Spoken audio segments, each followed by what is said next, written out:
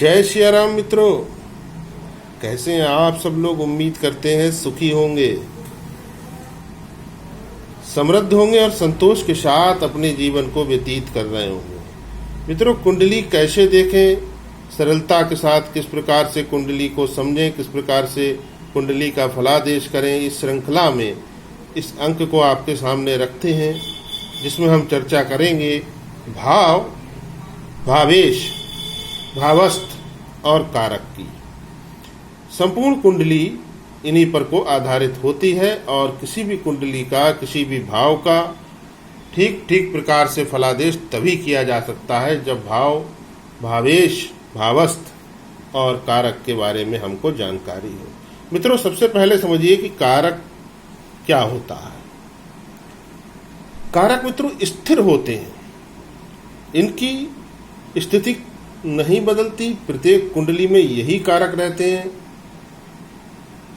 भावेश और भावस्थ ये परिवर्तित होते हैं हर एक कुंडली में।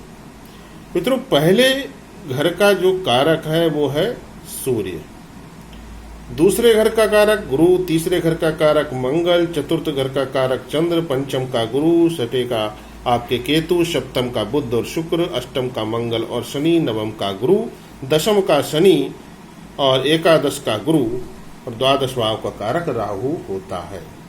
ये ठीक प्रकार से आप इन कारकों को समझ लीजिए। तो यहाँ पर हम देखते हैं, जैसा कि मैं बार बार कहता हूँ कि एक गुरु को आप बलवान रखिए, क्योंकि देवताओं के गुरु हैं बृहस्पति देव। सभी देव जो भी हैं, सूर्य देव, चंद्र देव, बुध देव, शुक्र देव, सभी जिसके आगे झुकते हैं वो देव गुरु बृहस्पति हैं मित्रों।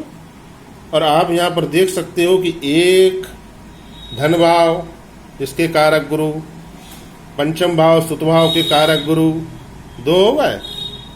इसके अलावा मित्रों भाग्य भाव के कारक गुरु 3 हो गए और आपके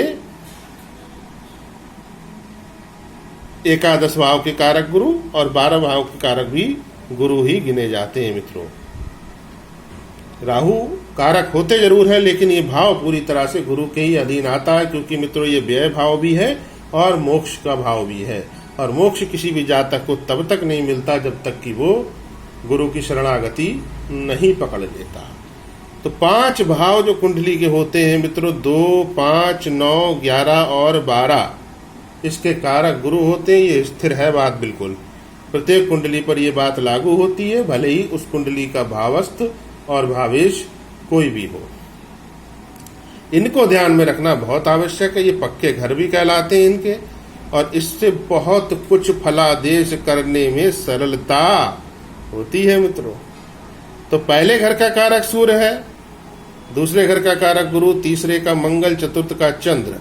अब यहाँ अगर आपको धन भाव के बारे में फलादेश करना हो या ये देखना हो कि धन भाव किस प्रकार का फल करेगा किसी जातक का, तो सबसे पहले आपको धन भाव के कारक गुरु को देखना होगा कि गुरु महाराज कुंडली में कहाँ पर को बैठे हैं, किस स्थिति में बैठे हैं, शुभ फल प्रदान कर रहे हैं या अशुभ फल प्रदान कर रहे हैं।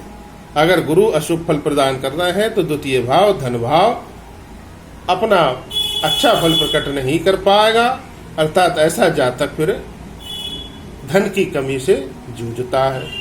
ठीक इसी प्रकार से मित्रों प्रथम भाव का कारक सूर्य है। अब प्रथम भाव का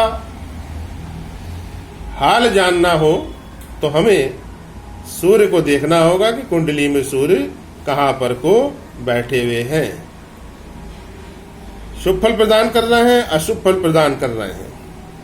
चतुर्थ भाव का हाल जानना हो मित्रों तो हमें चंद्र को देखना होगा कि चंद्रदेव कहां पर को बैठे हैं, चंद्रमा शुभ फल प्रदान कर रहे हैं या शुभ फल प्रदान कर रहे हैं मित्रों। तो कारकों का बहुत महत्व है मित्रों किसी भी कुंडली के फलादेश प्रेडिक्शन को करने के लिए ठीक ठीक प्रकार से। अब बात करते हैं मित्रों भावेश की। भावेश का तात्पर्य मित्रों क्या होता है? भाव का ईश। भावेश अर्थात भाव का ईश, भाव का देवता। तो जिस भाव में जो भी राशि आ रही हो मित्रों, मान लीजिए पहले घर में 2 नंबर की राशि आ रही है, अर्थात जातक वृष लगन का है, तो वृष लगन का स्वामी शुक्र होता है मित्रों। तो पहले घर का जो भावेश हुआ वो शुक्र हुआ। यहाँ पर जैसे मैंने 1 नंबर लिखा हुआ है, चूंकि मैंने ये काल पुरुष कुंडली का निर्माण किया है, तो मेष लगन यहाँ पर इस जातक की है, तो मेष लगन का स्वामी अर्थात मेष राशि का स्वामी मंगल होता है मित्रों। तो ये इसका भावेश मंगल हुआ। अगर यहाँ 3 नंबर होता तो इसका भावेश बुध होता मित्रों, 4 नंबर होता तो फिर चंद्र होता, 5 नंबर होता तो फिर सूर्य होता। तो ये भावेश होता है जो प्रत्येक कुंडली में अलग अलग होता है। अब मित्रों तीसरी चीज भावस्थ। भावस्थ कोई भी ग्रह हो सकता है मित्रों जो उस भाव के अंदर बैठा हो। जैसे कि ये दूसरा भाव धन भाव मित्रों, इसके कारक गुरु हैं। गुरु कहीं पर भी बैठे हो सकते हैं। और उस दिन वृष राशि में जो भी ग्रह होगा वो ग्रह यहाँ पर को अंकित किया जाएगा, तो वो इसका भावस्थ होगा। शुक्र भी हो सकता है, शनि भी हो सकता है, 9 ग्रहों में से कोई भी ग्रह यहाँ पर हो सकता है। तो मित्रों एक हो गया आपका भावस्थ, एक हो गया भावेश और एक हो गया कारक। इन सबके मिले जुले विश्लेषण से ही कुंडली का ठीक प्रकार से फलादेश किया जा सकता है। फॉर एग्जाम्पल मित्रों, पहले घर का कारक सूर्य होता है। अब सूर्य किसी जातक की कुंडली में 7वें भाव में बैठा हो और पहले घर में शनि बैठा हो, तो ऐसा जातक जीवन पर्यंत बीमार रहने वाला है, क्योंकि सूर्य शनि का आपस में यहाँ पर टकराव हो रहा है। सूर्य भी यहाँ खराब हो रहा है शनि की 7वीं दृष्टि से, और सूर्य शनि का टकराव जब किसी कुंडली में होता है तो मंगल भी ऑटोमेटिक खराब फल करने लगता है।